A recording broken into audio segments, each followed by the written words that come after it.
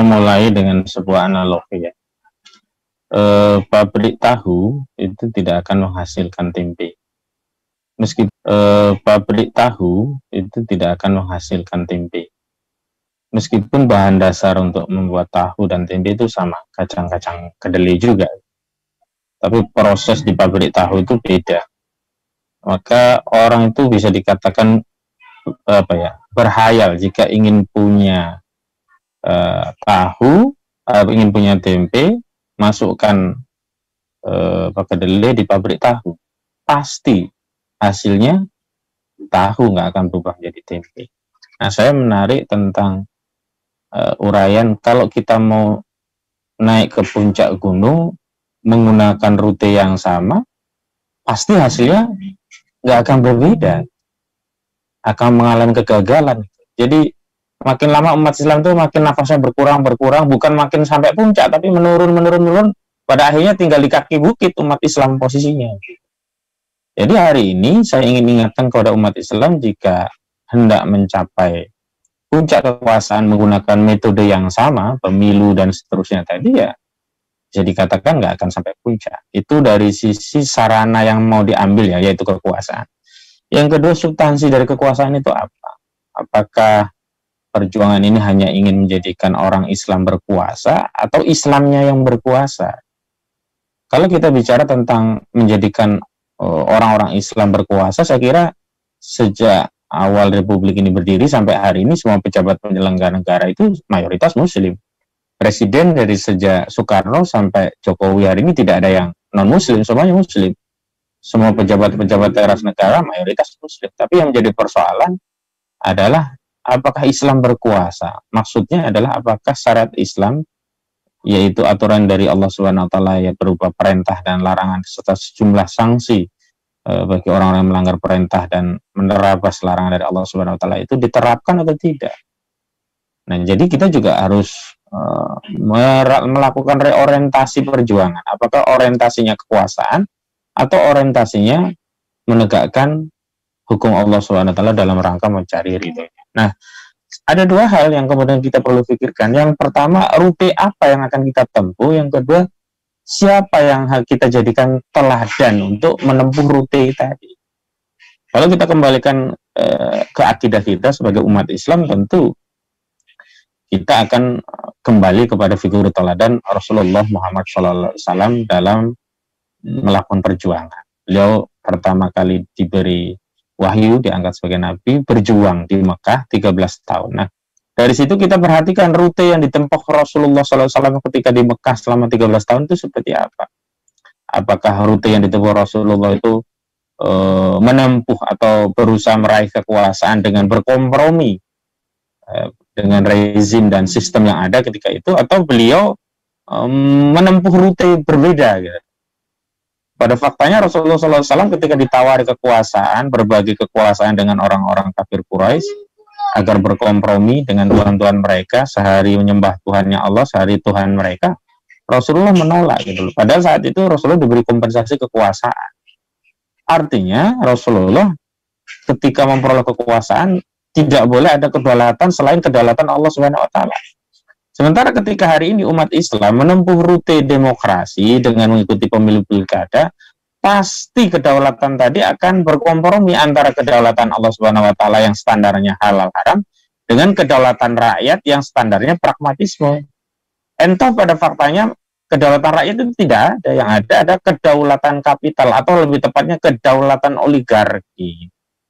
Jadi perintah dan larangan yang dikeluarkan melalui adopsi sistem perundangan di negeri ini sesungguhnya bukan berangkat dari kedaulatan rakyat atau keinginan rakyat. Faktanya rakyat menolak undang-undang cipta kerja, toh undang-undang itu tetap terjadi. Jadi siapa yang berdaulat? Ya oligarki. Siapa itu oligarki?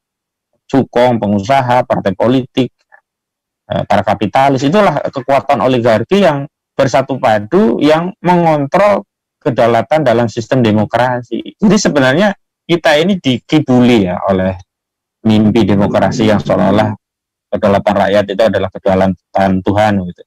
Pada faktanya di dalam demokrasi itu yang berdaulat kapital. Dan kalau kita mengikuti rute untuk meraih kekuasaan mengikuti jalur demokrasi harus punya kapital, punya hepeng gitu. Kalau kita beradu idealisme di dalam rute demokrasi, ya kehabisan nafas kita. Orang-orang dengan modal besar, dengan kapital besar, sampai ke puncak kekuasaan. Kita baru sampai kaki bukit aja sudah terengah-engah gitu. Akhirnya apa? Apapun sumber kapital itu tidak kita pedulikan, halal haram. Akhirnya apa? Tergadai pula perjuangan umat ini, perjuangan Islam ini ketika para tokohnya itu menempuh rute politik demokrasi dan akhirnya menggadaikan kedaulatan idealisme tadi kepada kapital. Ketika mereka jadi pejabat, ya akhirnya dia mengabdi. Saya punya tulisan menarik tentang bahwa calon kepala daerah itu sebenarnya adalah calon koruptor, karena pada faktanya menurut Mendagri itu minimal menjadi bupati itu 30 miliar. Data dari KPK katanya 20 sampai 30 miliar. Kalau kita bikin arrange itu kan kira-kira 25 miliar. Sementara gaji bupati ada itu Purbalingga itu gajinya cuma 5.900.000 gitu satu bulan. Coba kalau 5 tahun berapa gitu. Nah, sudah pasti aku yakin akan menjadi koruptor kepala daerah yang modal duitnya kayak gitu. Dari mana dia mengembalikan uang tadi yang dia modal untuk menjadi kepala daerah? Kecuali apa? Menyalahgunakan wewenang, menyalahgunakan kekuasaan, dagang kewenangan, dagang kekuasaan. Kalaupun ada di antaranya yang masih lurus, itu penyimpangan saja. Tapi mayoritas kepala daerah pasti melakukan itu. Nah, kembali kepada persoalan umat ini, pergerakan Islam. Nah, harus jujur kepada kita semua. Sebenarnya kita itu berjuang untuk Islam. Untuk Islam atau berjuang untuk mencari dunia berdalih Islam. Kalau kita terbuka mengatakan bahwa tujuan kita dunia, jabatan, kekuasaan, duit, tapi hanya menggunakan embel-embel Islam, ya wajar kalau kondisinya seperti ini. Tapi kalau dari hati nurani terdalam, kita berjuang untuk Islam, niscaya hati nurani akan berontak ketika mengikuti sistem yang ada.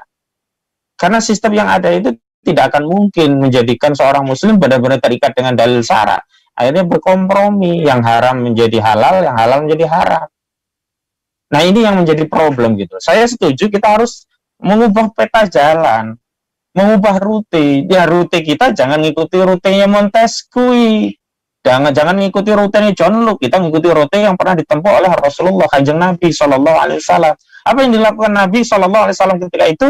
Rasulullah fokus pada dakwah, melakukan penyiapan umat, dakwah, pemikiran politik, sampai akhirnya ada nusroh, dukungan dakwah, sehingga Rasulullah hijrah ke Madinah dan dapatlah kekuasaan, puncak kekuasaan Rasulullah itu di Madinah. Dan cara memperoleh kekuasaan itu tidak dengan kontestasi politik di dalam sistem yang ada, tapi membangun kontestasi politik sendiri.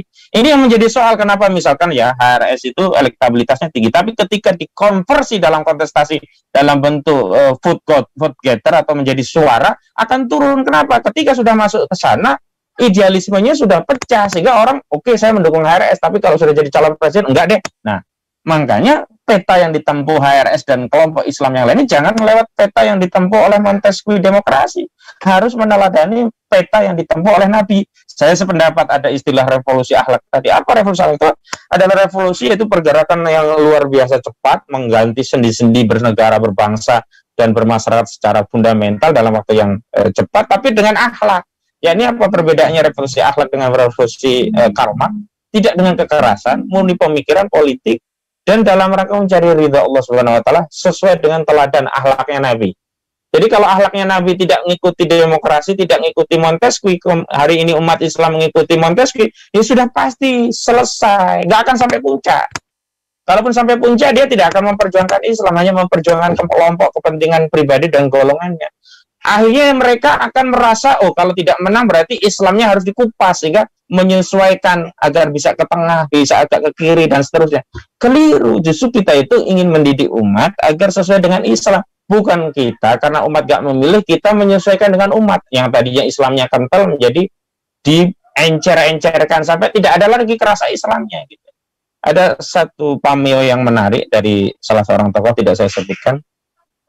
Dia mengomentari satu partai yang katanya membuka diri menjadi partai terbuka dalam rangka untuk mencari suara koral, tapi intan emas perpahatannya jadi pergi. Karena apa? Tidak lagi kuat menggenggam teguh ideologi Islamnya.